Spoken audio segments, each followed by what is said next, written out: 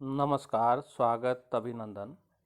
आज इस वीडियो में संस्कृत व्याकरण की प्रारंभिक जानकारी जो सभी को होनी चाहिए पर चर्चा की जा रही है।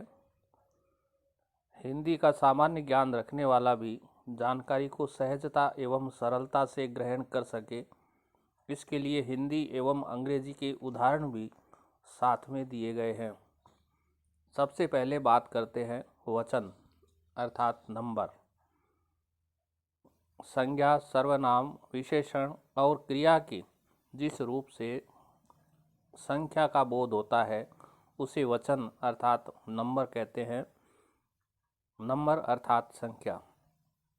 हिंदी एवं अंग्रेजी में दो ही वचन होते हैं, एक वचन सिंगुलर तथा बहुवचन प्लूरल। किंतु संस्कृत में वचन तीन प्रकार के होते हैं, एक वचन सिंगुलर, द्विवचन ड्यूल और बहुवचन प्लूरल। एक वचन अर्थात जो संख्या में एक को इंगित करता है, जैसे एक है बालकः क्रीडति, एक बालक खेलता है। द्विवचन अर्थात जो संख्या में दो है, दो बालकौ क्रीडतः, दो बालक खेलते हैं। और बहुवचन अर्थात दो से अधिक, जैसे त्रय बालकः क्रीडन्ति, तीन बालक खेलते हैं। दो से अधिक है, सभी बालक खेलते हैं। लिंग, जिसे अंग्रेजी में जेंडर कहते हैं, की बात करें तो संज्ञा के जिस रूप से किसी व्यक्ति अथवा वस्तु की पुरुष या स्त्री जाति का बोध होता है उसे लिंग कहते हैं, जैसे राम, सीता, माता, पिता। हिंदी एवं अंग्रेजी में दो लिंग होते हैं, पुल्लिंग मस्कुलाइन एवं स्त्रीलिंग फेमिनाइन, किंतु संस्कृत में नपुंसक लिंग भी होता है। इस प्रकार संस्कृत में पुल्लिंग, स्त्रीलिंग एवं नपुंसक लिंग तीन लिंग होते हैं। पुल्लिंग पुरुष जाति का बोध होता है इससे, जैसे राम है, बालक है, सह आदि। वाक्य में प्रयोग देखें तो सह बालके अस्ति, वह बालक है, तौ बालको स्तः, वे दो बालक हैं, ते बालका सन्ति, वे सब बालक हैं। चूंकि तीन वचन होते हैं इसलिए तीनों के उदाहरण यहाँ पर दिए गए हैं। स्त्रीलिंग में स्त्री जाति का बोध होता है, जैसे रमा, बालिका, सा आदि। यहाँ पर सह, सा ये दोनों सर्वनाम हैं। सा बालिका अस्ति, ते बालके स्तः, ता बालिका सन्ति। नपुंसक लिंग में फलम, गृहम, पुस्तकम, तत् आदि आते हैं। अब हम जानते हैं पुरुष अर्थात प्रसन्न को। वे व्यक्ति जो संवाद के समय भागीदार होते हैं, जैसे मैंने कहा कि वह कल तुम्हारे पास पढ़ने के लिए आएगा। यहाँ पर तीन पक्ष है, कहने वाला अर्थात वक्ता, सुनने वाला यानी श्रोता, और तीसरा जिसके बारे में बताया जा रहा है। ये तीनों क्रमशः है, मैं, तुम और वह। हिंदी एवं अंग्रेजी तीनों ही भाषाओं में पुरुष तीन प्रकार के होते हैं।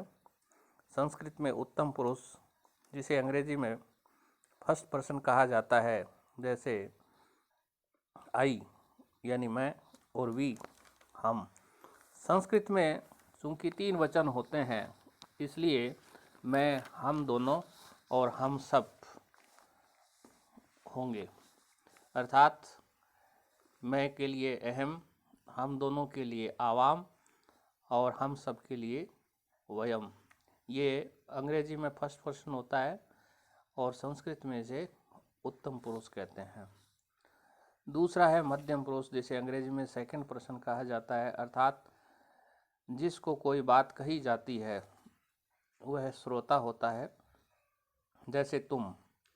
चूंकि संस्कृत में तीन वचन होते हैं इसलिए तुम, तुम दोनों एवं तुम सब, अर्थात त्वम, युवाम और यूयम, और अंग्रेजी में यू होता ही है। तीसरा जो है वो है प्रथम पुरुष, जिसे अन्य पुरुष भी कहा जाता है, और अंग्रेजी में ये थर्ड पर्सन होता है, अर्थात ही, सी, इट पुल्लिंग के लिए ही, स्त्रीलिंग के लिए सी, इट, दे, इस तरह से। तो संस्कृत में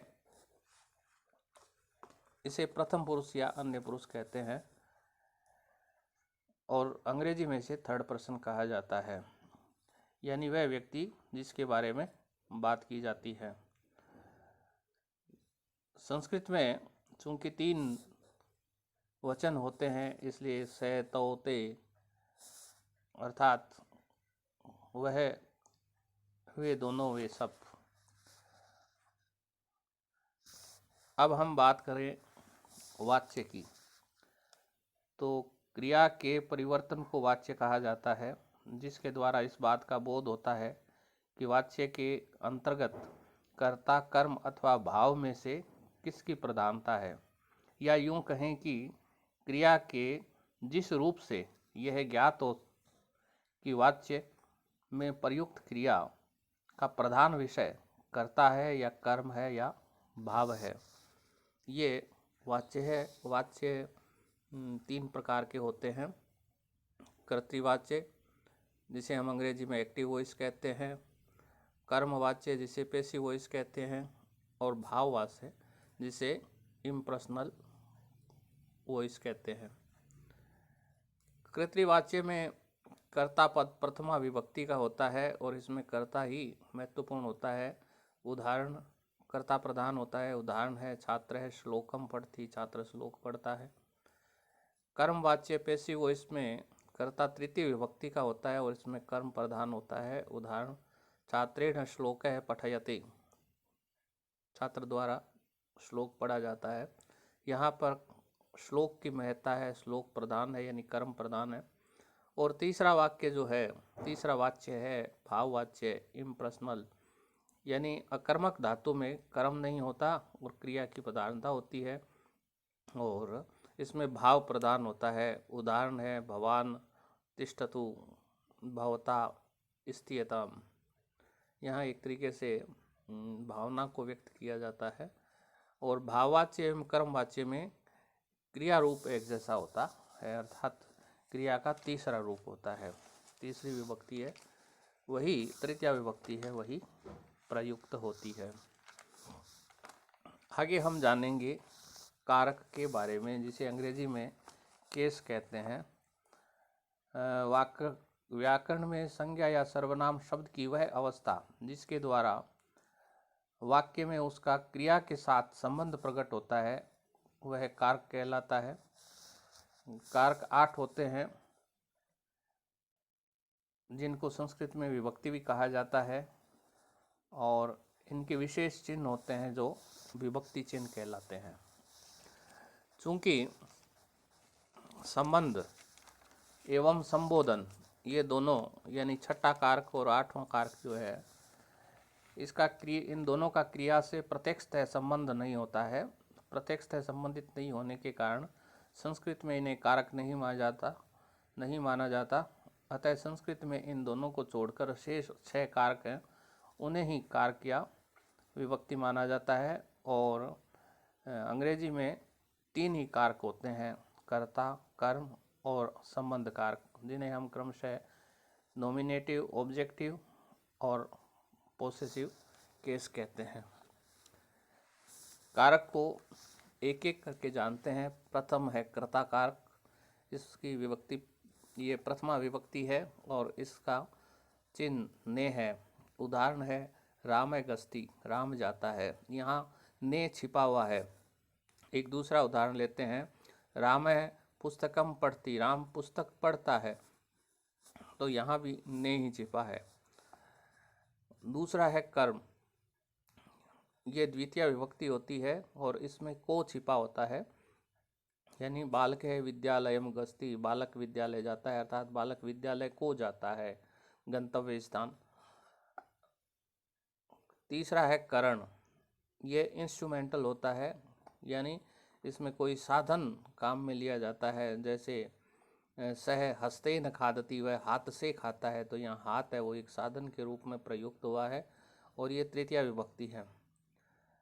चतुर्थी विभक्ति संप्रदान, डेटिव, अर्थात इसमें रिसीवर का भाव होता है, एक भाग है वो रिसीवर के रूप में व्यक्त होता है। जैसे निर्धनाय धनम देयम, निर्धनों के लिए धन, तो इसका विभक्ति चिन्ह हो गया का, को या के लिए, या अंग्रेजी में फोर। पांचवी जो विभक्ति है अपादान, इसमें अलगाव या अलग होने का भाव प्रकट होता है। विभक्ति चिन्ह इसका है से, फ्रोम। फ्रोम अर्थात अलग होना, जैसे वृक्षात पत्राणि पतंती, वृक्षों से पत्ते गिरते हैं। वृक्ष से पत्ते गिरते हैं तो वृक्ष से अगर पत्ते गिरते हैं तो वो अलग होते हैं वृक्ष से, इसलिए। संबंध ये हिंदी में कारक है और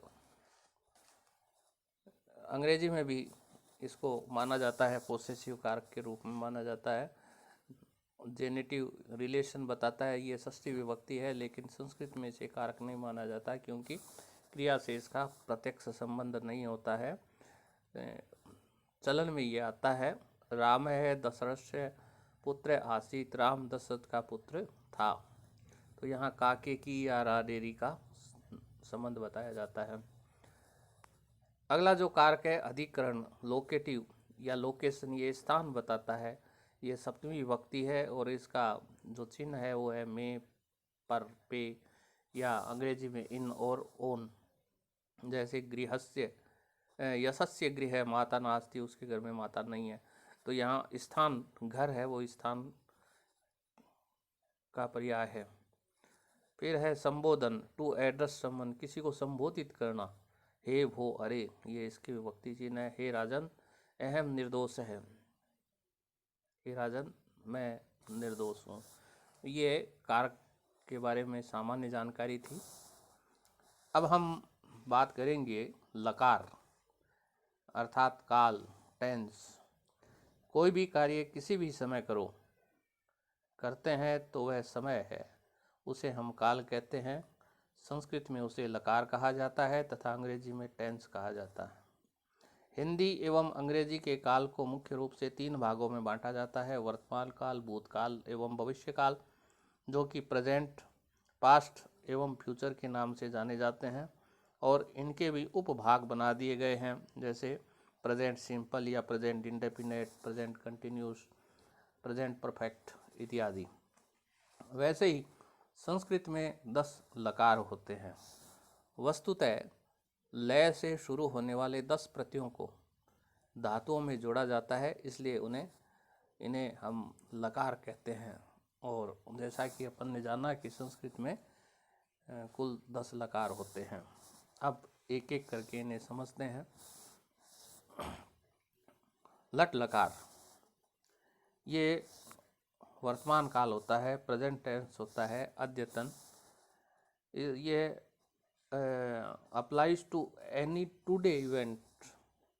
अद्यतन आज की स्थिति को बताता है, आज की स्थिति में प्रयुक्त होता है, जैसे राम है पढ़ती, राम पढ़ता है। दूसरा है लिट लकार, ये अनद्यतन या प्रोक्ष या भूतकाल की स्थिति को प्रकट करता है। इतिहास का कोई विषय है, इतिहास की बात बताता है, या जो पहले घटित हो चुकी है उसके बारे में बताता है। ये प्रोक्ष भूतकाल को बताता है, यानी is far event that we have not seen, ऐसी घटना जिसे हमने देखा नहीं है, जैसे राम ने रावण को मारा। तीसरा है लुट लकार, ये अनद्यतन भविष्यकाल यानी आज के बाद घटित होने वाली जो स्थिति है उसको बताता है। फ्यूचर के बारे में ये बताता है, जैसे गोपाल परसों विद्यालय जाएगा, गोपाल है परसों है विद्यालयम गंता। चौथा जो लकार है लिट लकार, ये सामान्य भविष्यकाल यानी जो आने वाला काल है उसके बारे में बताता है। फ्यूचर, अद्यतन फ्यूचर के बारे में बताता है, जैसे राम यह कार्य करेगा, राम है इदम कार्यम करिष्यति। पांचवा जो लकार है वह लेट लकार, किसी कार्य में ये किसी काल में बंधा हुआ नहीं है, ये केवल वेद में प्रयोग होता है और ईश्वर के लिए प्रयुक्त होता है। ये सामान्यतः हम काम में नहीं लेते हैं, पढ़ाई में। लोट लकार है वो निवेदन, आज्ञा, अनुमति, प्रशंसा, प्रार्थना, रिक्वेस्ट, ऑर्डर के रूप में प्रयुक्त होता है। जैसे भवान गच्छतु, आप जाइए, अनुमति दे दी गई है कि आप जाइए। सातवां जो है वो है लंग लकार, अनद्यतन भूतकाल, यानी आज से पहले घटित हुआ उसके बारे में ये बताता है। जैसे भवान तस्मिन् दिने भोजन पचत, आपने उस दिन भोजन पकाया था। आठवां जो है वो लिंग लकार है। लिंग लकार दो प्रकार के होते हैं, आर्शीर लिंग लकार और ये यानी आशीर्वाद से संबंधित होता है। अगर किसी को आशीर्वाद देना होता है तो यह लकार प्रयुक्त होता है। जैसे भवान जीव्यात, आप जियो, तुम सुखी हुयात, तुम सुखी रहो। और इसी का दूसरा भाग है विधि लिंग, यानी ये चाहिए के अर्थ में प्रयुक्त होता है, या फिर ये विधि बताता है, तरीका बताता है। जैसे उदाहरण है भवान पठेत, आपको पढ़ना चाहिए, अहम गच्छेयम, मुझे जाना चाहिए। ये इस तरह से बताता है। और अंतिम जो लुंग लकार है, नौवां लकार है सामान्य भूतकाल। ये सामान्य भूतकाल की बात को इंगित करता है, ये कभी भी बीता हुआ हो सकता है। जैसे अहम भोजनम अभक्षत, मैंने भोजन खाया, ये पास्ट टेंस को बताता है। और अंतिम है लिंग लकार, वर्तमान काल तक प्रभाव छोड़ने वाला जो भूतकाल है उसे हम लिंग लकार कहते हैं। यानी combination of past and future tense with cause and effect relation. भूतकाल की बात भी करता है, वर्तमान काल की बात करता है, और दोनों को आपस में जोड़ता है, दोनों का आपस में कॉम्बिनेशन करता है। जैसे एक है यदि त्वम अपठिष्यत तरहि विद्वान भवितुम, यदि तू पढ़ता तो तू विद्वान बन जाता। तो यहाँ पर तू पढ़ता भूतकाल की बात है और बन जाता ये भविष्यकाल की बात है, और आपस में दोनों में संबंध स्थापित किया गया है। ये सामान्य जानकारी थी संस्कृत की। आगामी वीडियो में हम शब्द भेद, जिसे अंग्रेजी में पार्ट ऑफ स्पीच कहते हैं, पर चर्चा करेंगे। चैनल पर अपलोड वीडियो की जानकारी आपको तत्काल मिले, इसके लिए चैनल को सब्सक्राइब करें, बेल आइकॉन को प्रेस करें, दबा दें जो घंटी का निशान है उसे। जानकारी आपको पसंद आई है तो आप लाइक करें, अपने साथियों के साथ शेयर करें। आप किसी अन्य विषय पर जानकारी चाहते हैं तो वीडियो के नीचे कमेंट बॉक्स में अपनी बात रखें, वीडियो के संबंध में अपनी प्रतिक्रिया रखें। धन्यवाद, नमस्कार।